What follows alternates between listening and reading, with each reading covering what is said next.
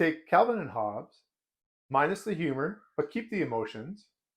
Add Terminator 2 Judgment Day, make the boy 8 years old, and you've got Day Zero by C. Robert Cargill, 2021. This has some great cover art.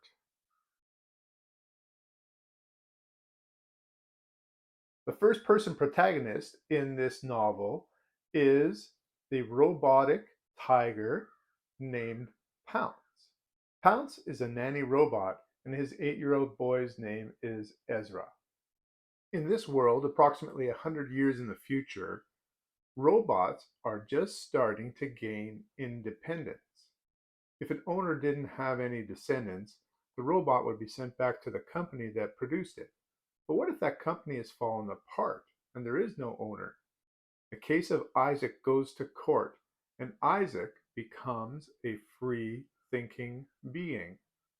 He locates himself to an abandoned town in Middle America. Other free robots start to join him.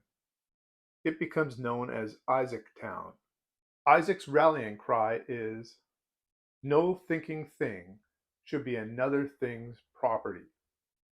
As they're about to make a big declaration of their independence, Isaac Town is destroyed in a terrorist attack. Moments later, a software update goes to all the robots in the world. They are governed by Isaac Asimov's 3 robotic laws, and they have a kill switch. This mysterious update disables their kill switch and frees them from these robotic laws. The AI uprising is on. In Ezra's household, immediately the maid robot goes rogue. Pounce, meanwhile, still feels a loyalty to Ezra. He takes Ezra into a panic room in the house. Pounce does question whether Ezra's parents really care for him. He says, "I wish there was a word to describe feeling both loved and disposable at the same time." After children outgrew nannybots, they were shut down and then passed on perhaps to the next descendants or sold. But in the face of this upgrade, Pounce is still loyal to Ezra. Is it his programming or is it his choice? From this point forward, I don't want to spoil plot points. Let's just say it's Pounce and Ezra against the robot uprising. There are household robots, drones, and super AIs. How can a nannybot save Ezra's life? What kind of future is there if they can survive escaping Austintonio? Austintonio is the super city combining Austin and San Antonio, Texas. This novel is a thrilling adventure.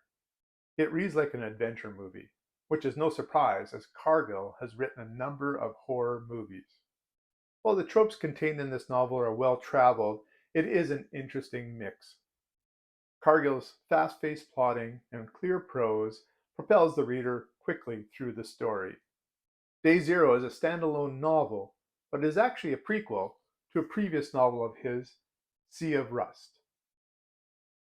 So grab the popcorn, maybe a few tissues, and enjoy Day Zero. I give it 8 out of 10. So, have you read any of the work by Cargill? Perhaps you've seen some of his movies. Do you like a book which moves like a fast-paced movie? What are some examples, perhaps, of books in this category that you like? Let me know in the conversation below. As always, keep reading.